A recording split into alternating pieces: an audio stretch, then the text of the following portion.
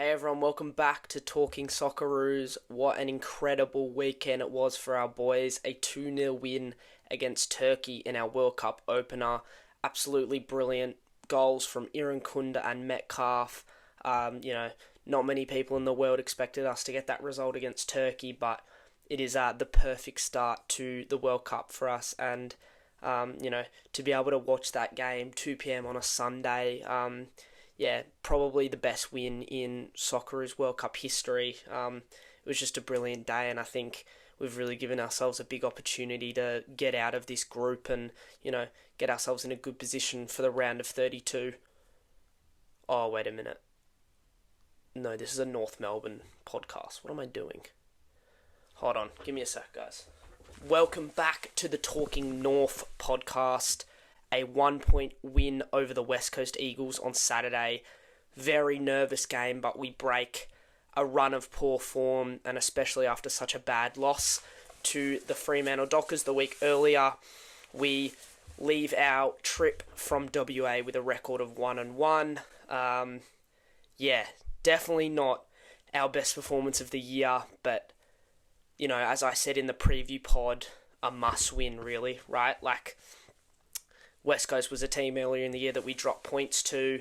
Over the last few years, we've had so many close games against them. I think it's an average margin of around 8 points in our last 10 meetings, which is just insane. I just feel like we never play at our best against the Eagles. I feel like both teams drop a level and kind of play at the same level against each other. I don't know why, because I think both teams, both us and West Coast, can play a lot better than we did on the weekend. But if not for that Waterman miss right at the end with a minute to go, we would have lost, and it would have been terrible. But trying not to be too negative because we won, and looking at it now, 6 wins for the year. That is more than we got in 2025. So I think credit where credit's due. This team has grown. I still think there's a lot to improve on, but just to, sit back and kind of reflect so far in the season, we've won 6 games already, and we have a few teams over the next few weeks that we've already beaten this year. We could more than double our win tally from last year, and I think credit needs to be given to Clarko, the playing group, all the people at the club that have stabilised us off the field to be able to let us thrive this year. It's been up and down for sure, but I think there's been more good than bad, and I think we need to try not get too carried away by that Fremantle loss, that Adelaide loss, and, in a sense, the performance on the weekend for the most part was not great, but I think we need to appreciate the growth that we've seen this year. Just thought I'd start with that because I've seen a fair bit of negativity, not just from the wider AFL, but from our own fan base within, and I think that's not fair. I think the playing group deserves our praise. Alright, let's dissect the game. The first quarter, definitely an interesting one. We went into the quarter time break 5 points down. To be honest, we probably should have been ahead at quarter time. We kicked 2 goals 6 from set shots. I think all 8 of our shots in the first quarter were set shots, and we were just extremely inaccurate. Some very gettable misses, and Harley Reid was all over us, really. He had 11 and 1 and missed 2 very gettable shots. Charlie Spiegel gave away a really silly free kick after one of Harley Reid's misses that gave them a goal right at the end of the quarter to go ahead. I think we were a bit rattled for sure. I think my guess is that West Coast were getting into us a little bit about maybe what happened the week before. And yeah, as just mentioned, Charlie Spargo, LDU, Simpkin were giving away a lot of free kicks. Harley Reid was doing his best to try and milk a few, but he was getting forward of the centre clearances, forward of the clearances. He was just getting off his players. It looked like Simpkin was trying to tag him at some points, but yeah, he was just running riot, and I was a little bit worried. Like, I think we were getting outplayed, and they honestly looked like they were more mature and holding themselves better than we were. So I was definitely a bit concerned. And yeah, going into the second quarter, it did not get much better. Really, really, really bad start to the second quarter. I think they kicked the first three, if I'm not mistaken. Waterman with two of them. Some very, very poor defending from Logue, if I'm going to be honest. This guy copped a lot of criticism after the Freo game for, laughing with, a former teammate of his after the game. And I didn't read into that much. And I think people just wanted to take their anger out on something, and that's completely understandable. But I think some of it was, pretty unnecessary. Like, he's obviously friends with these Freo players. He's allowed to, have a chat, have a laugh with them after the game. Like, people like, oh, he's not trying hard enough, blah, blah. It's not true. Like, none of our players aren't trying. It's a bit of a pathetic thing to say about our players, and I don't like when people do that. But in saying that, Logue was so out of his depth against Waterman. Waterman was just, his running patterns, his leading patterns were just confusing Logue. And on first crack, I know I mentioned this show a lot, but it's very good footy analysis. Joey Montagna was saying that Logue doesn't play on instinct. He plays on he's a reactionary defender. So I think what he means by that is the best defenders in the AFL don't necessarily predict what the forward's going to do, but they can understand the leading patterns of their forward and where they're going. Logue,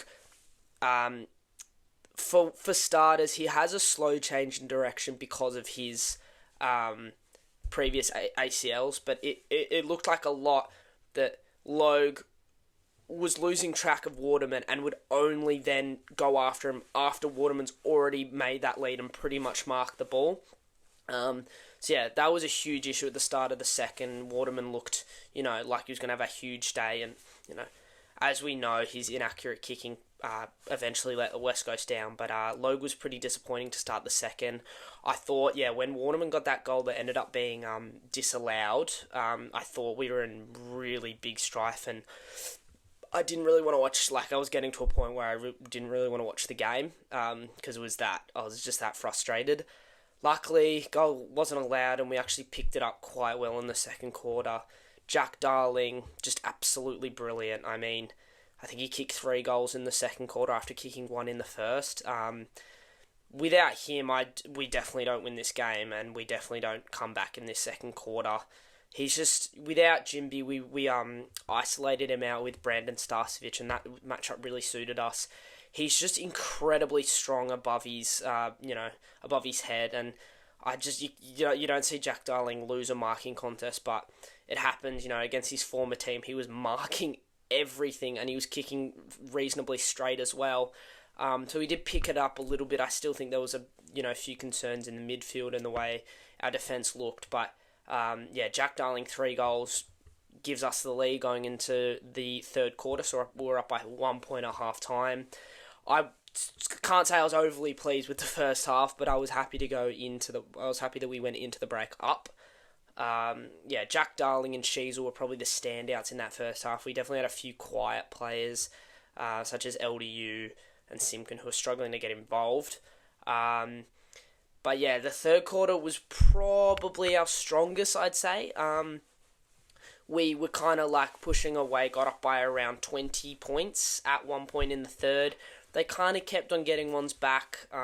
Larky had a pretty good term. I think he kicked 2 in the third quarter. They just kind of were keeping within us. Job Shanahan was doing some really good stuff in the back line for them, and they kicked a few important goals. But we did lift in the middle. We lifted around the ground. I thought Blamires, forgot to mention in the first half, I thought he was brilliant. He kept on having a really solid game. We went into the 3-quarter time break up by 14. Enough of a lead, but also a gettable margin. So I think going into the last, I was just, hoping, we need to put the foot down on the accelerator. We need to finish this game off. And we start the fourth quarter with a Larky goal in the first minute. And this is where I want us to put games to bed. 20 points up. We got a whole quarter to play. We'd been the better team since, the halfway mark of the second quarter. and for some reason we just let them get back into it. Not just obviously West Coast played well and got themselves back into the game, but I feel like we were very timid and kind of let them, crowd built into it. Our home game. Obviously, they've got the crowd because it's over in Perth. We probably weren't bold enough, and I think we kind of sat back a little bit too much, and they kept on chipping away, and Waterman took that mark with a minute to go, and it's again Logue was about 10-15 metres off him. Poor defending again. Thankfully, Jake Waterman is the worst set shot kick in the AFL. Great player, but his set shot kicking just is letting him down constantly. Straight bang into the post. We lead by 1. A few clutch marks down the line from Larky and Sherry, and we get the job done by 1 point. I think it feels weird, but going out of that game, I think there's more negatives than positives, which sucks to say. But at the end of the day, a win is win, and I think we probably needed an ugly win. I think it would have been, of course, we want a bigger win, especially after, that percentage that we lost against Fremantle. But it is crucial to come away with a win, because if we didn't, I think this season would be going into the next month would be a lot more nerve-wracking if we lost the West Coast game. But we won the game, not overly impressive at all, fairly unconvincing, I'd say. But a win is a win, and West Coast aren't an easy beat up anymore. To give them some credit, they're a pretty decent team now. But yeah, without Ruben Jimby and Willem Dersma, we should have played better than we did. But that's all right. A win is a win. Now I'm going to go through every player, each position.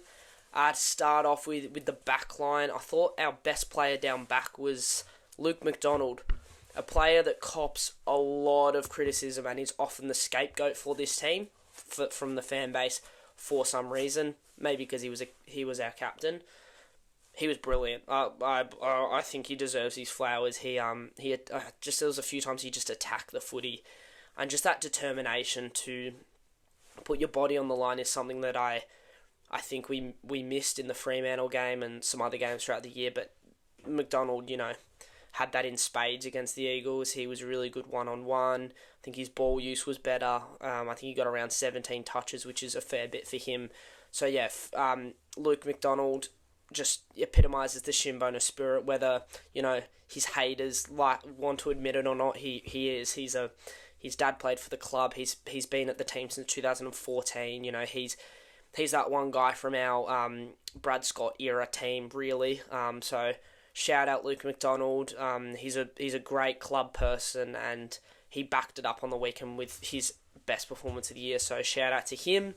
Now on the other side of the spectrum, Griffin Logue. I mentioned him earlier, but it was pretty bad. It was pretty bad, and I'm not saying he wasn't trying, because I'm never gonna question our players' effort, because I know that they want the best for themselves and for the club. But it was pretty difficult to watch him on Waterman. So Waterman kicked the 3 goals, 3 should have had 5 or 6, should have won them the game. I think Logue's lucky that Waterman missed that shot, but the amount of times Waterman got so much separation on Logue is unacceptable, I'd say, in terms of Logue is our number 1 defender.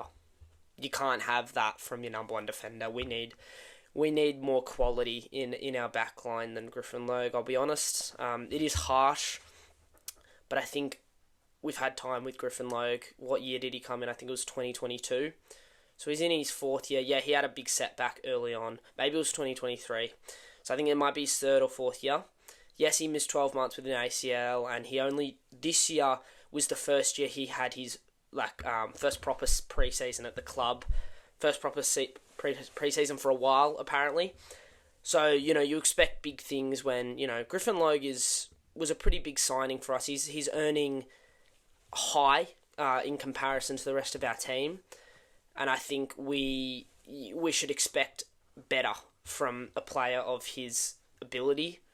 But I don't know if he does have that ability anymore. I think his career's been really messed up by his injuries, and that sucks because he's only 26. But he doesn't move like a 26-year-old, I don't think. I don't think he's got, I the other week I saw some highlights that they put together of Logue or something. He might have had a milestone game, and you just see him at Freo, and he's a very athletic, leaping at the ball, very quick, and he just doesn't look like that anymore, and his change of direction is, fairly slow. I think he struggles to keep up with his opponents, and on this day specifically, Jake Waterman.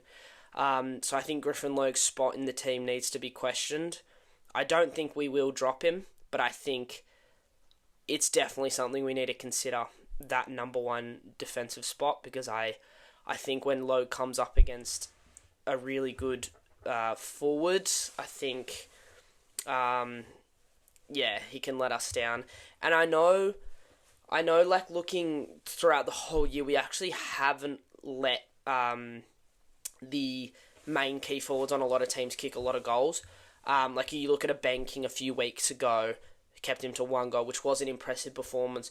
But I think it's when he comes up against certain types of key forwards that he struggles. When he's on the more agile key forwards, he struggles. I think he can compete well in the air, Logue, but when it comes to, I've mentioned this a lot, keeping up with his player, sticking on them positionally, I think he struggles a lot. And I think Waterman should have kicked a bag on him. And I know Waterman's in good form, and like Waterman's had a lot of games this year where he kicks like 3-4 or 4-5 or whatever.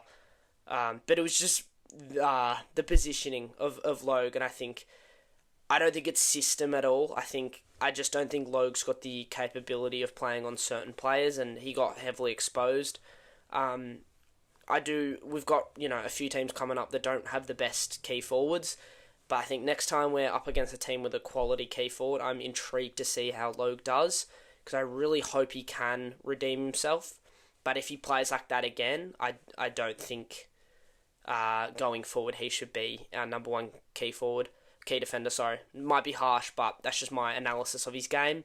Next up, Charlie Comben, quite reliable. I think he's actually having, I don't know, underrated's the right word, but I think he's having his best season this year by far.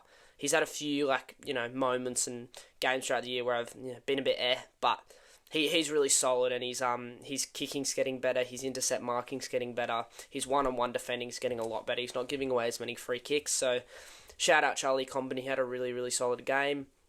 Next up, Colby McKercher. Weird one. I think we're struggling a little bit, not his fault at all, at where Colby belongs. I think with Finn O'Sullivan out the last 2 weeks, we've tried him in the middle, and I think it's clear he's not quite ready. His body's not ready to, play that contested footy yet, which I think is completely fine. On the half forward, it doesn't really work. It's a very difficult role, that one. We haven't tried him on the wing yet. I don't think he will. I think half-back's the role. So he got 12 touches, which is very low for his standards. But when he was off the half-back, I think in the second or third, we moved him there for a bit. He's damaging, and I think we need him just consistently off the half-back. And I know it, because he's not a defensive-minded player, it kind of takes away from our defence a little bit, but I think it's worth it for his role. And I think his damage off half-back, particularly at games at Marvel Stadium, he's so damaging. So I think we just need to keep Colby off the half-back. But yeah, definitely one of his quieter games. Caleb Daniel, he had a quieter game possession-wise. I think he got under 15 maybe. But he was good defensively. I think Caleb deserves some credit. I think he's improved a lot this year defensively, and I don't think he's a liability anymore. He can be. Teams can expose him matchup-wise, but I don't think this was a game where that happened. So, yeah, Caleb was pretty good, I reckon. Luke Parker, just Mr. Consistent. He's been really important for us down back. Just does the job. Cooper Harvey, first game of the year. I don't think he did anything wrong. I don't think he did anything particularly amazing, but I don't think he did anything wrong. He was strong at contest. His pressure's getting better, and his ball uses, I've mentioned before, I think he's one of the best kicks in the team. So I think Cooper Harvey deserves to keep his spot. I thought he was pretty good. Now onto the midfield, a bit of an interesting game from this lot. I think Jai Simpkin to start off with, very slow first quarter, got a bit beaten up in that Harley Reid contest, but he picked it up. So he played a bit of occasionally on the wing, but he was actually more in the middle, and I think he was okay. Got around the 20 touches, not his best game, but I think when Finn O'Sullivan gets back, I think Simpkin will pick up form again. Probably the player I was most impressed with was Tom Blamires.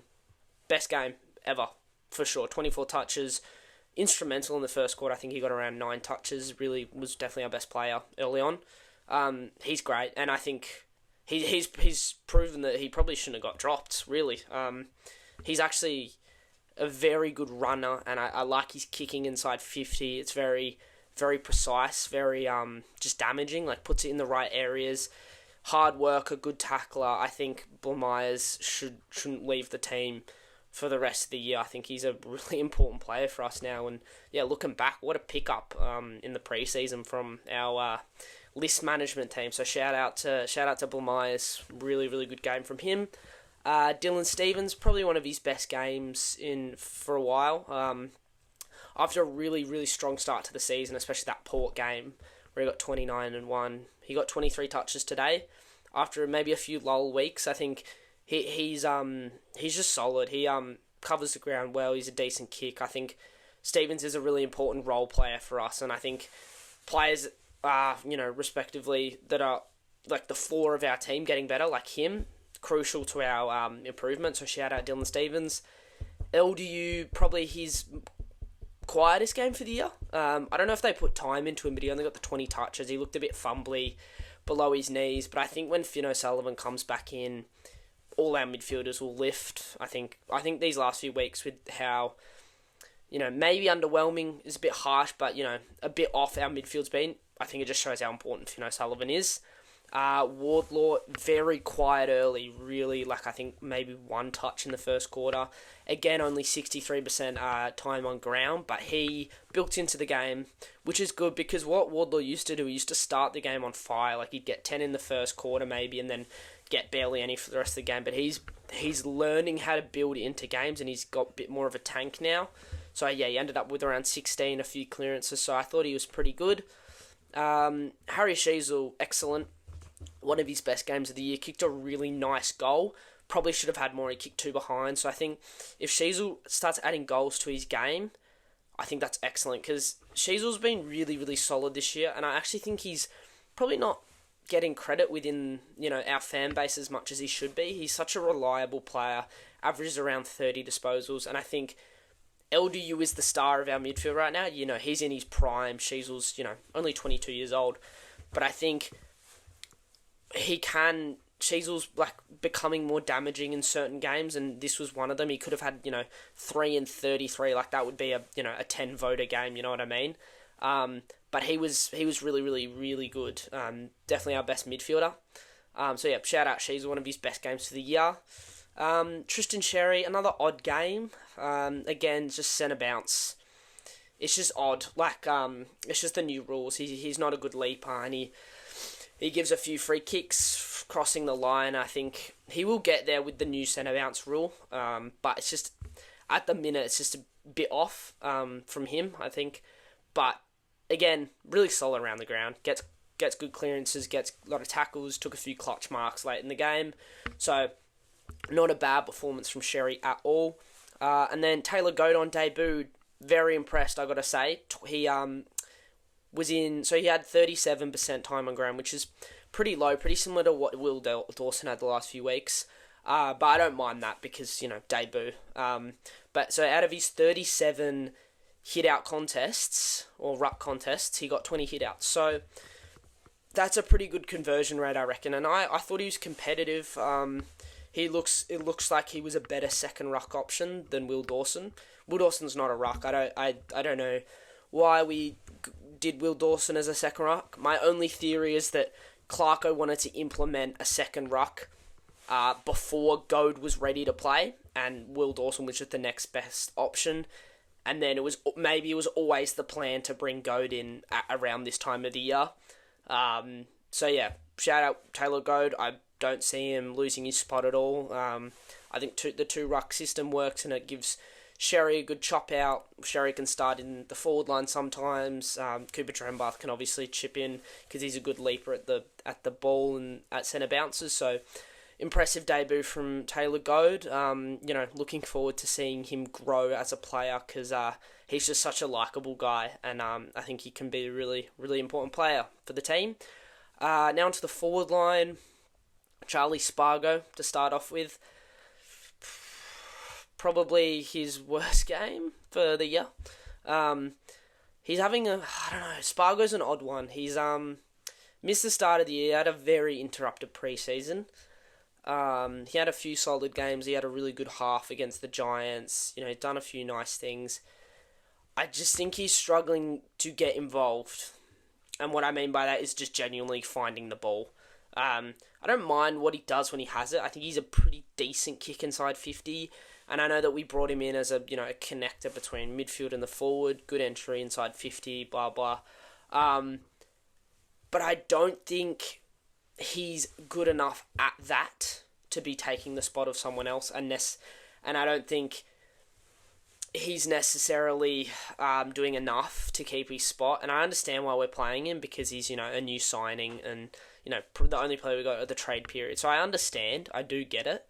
But I think there's some things in his game that are a bit concerning. So, like, he gave away that free kick.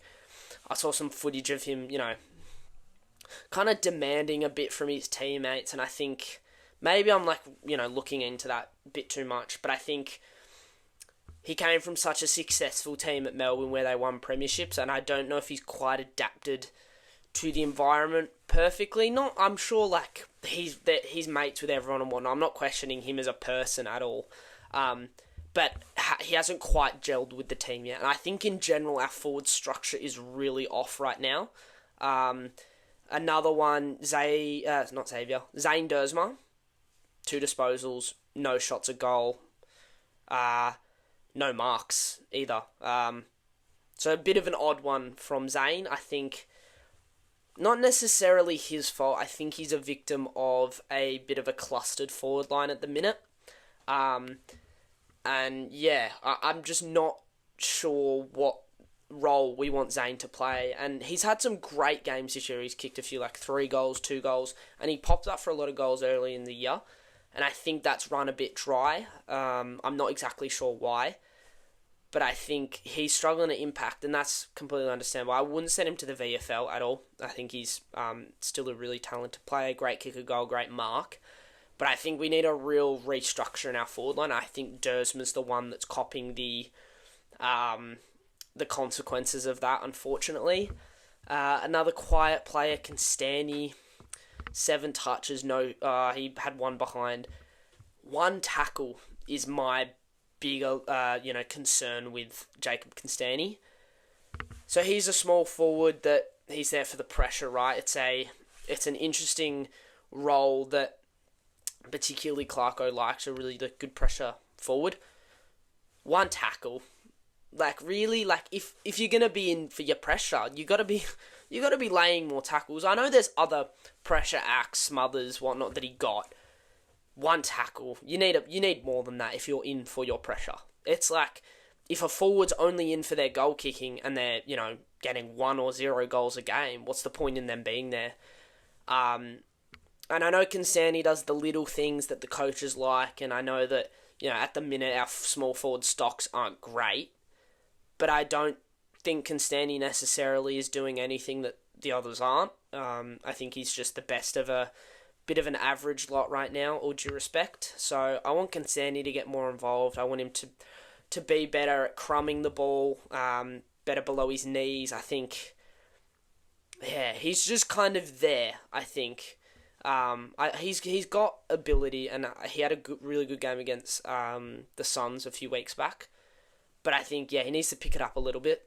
And it's not necessarily his fault either. I think the forward line is very odd at the moment. I'm not too sure what's going on. Because you look at, Larkey and Darling had really good games. They got 4 goals each, right? They kicked 8 of our 10 goals. The other goals coming from Sheasel and Trembath, I'm pretty sure. So yeah, we haven't had to do that much this year, but we've relied on Larky and Darling to kick all our goals pretty much. And then there was Zerha, who played a bit back, came a bit forward. He didn't kick a goal, but he looked decent down back. I just think the forward line isn't quite gelling. I think Zerha, forgot to mention Curtis, he kicked 2 behinds. Zerha, Curtis and Dersma, they're all too similar. They're all mid-sized forwards, and they kind of are good one-on-one, but they're not huge. They're not like tall forwards that you can kick to in a pack. But they're not necessarily that good at crumbing the ball. Neither is Constantine, neither is Spargo. So I think we're just way too many medium-sized forwards right now. So that's why we're playing Zerha back. But I think one of Spargo, Dersma, and Curtis can't be in the forward line, to be honest. Speaking of that, one of them might not be in our forward line next week. Paul Curtis, 3-week suspension for a dangerous tackle. Pretty similar to his one last year against Port Adelaide, where he drove the guy into the ground, pinned the arms back, head into the ground. I thought the one last year was pretty harsh because they were both heading downwards anyways, and it just happened that he hit his head. And again, this one, it's just hard to kind of read what these tackles, if they warrant suspensions or not. I do understand why they've given him 3 weeks. You look at the criteria you need to tick off for it to be a 3-week suspension: pinning the arms back in the tackle, lack of duty of care, and driving into the ground. It wasn't a sling, which is good because those are pretty hard to defend. So we've taken it to the tribunal. We're trying to get him off. I don't think he will. I think it's with history of last year, and I mean, not that this is a thing, but we just have a really bad history at the tribunal. I can't remember the last time we got a suspension off. You've got Sherry this year, 3 weeks. Sherry last year for 3 weeks. Curtis last year for 3 weeks. And then there was that Jackson Archer one that I still think was absolutely ridiculous. He got 3 weeks for getting tripped up and the guy happened to get a concussion. Anyways, we don't have a good history. Nothing to do with, what lawyer we get or, what the AFL's trying to push. That's just, all a bit of just frustration. But I think we'll struggle to get it off, which sucks because Paul Curtis, obviously not having his best year, but he's a very important player for us, one of our best goal kickers. He kicked 6 goals against Richmond. We're coming up against them. That's a big loss. But, fingers crossed we can get the suspension off. But I'm not too sure. If I had to guess, I don't think we'll be able to get 3 weeks off. I think I don't think there'll be enough evidence and whatnot to convince them that he didn't pin the arms back. He did show a duty of care, because it does look like he didn't try and prevent his head from hitting the ground. But I do think there's a real issue in determining whether or not something should be 3 weeks or not. And I think it's an issue that a dangerous tackle is either 3 weeks or 0 weeks. I really don't understand that. But yeah, we'll see. But thanks for watching, guys. I'll be back in a few days to preview the game against Richmond. Enjoy the rest of your week. Try not to be too frustrated by the performance because we did win. But yeah, I'll see you guys soon.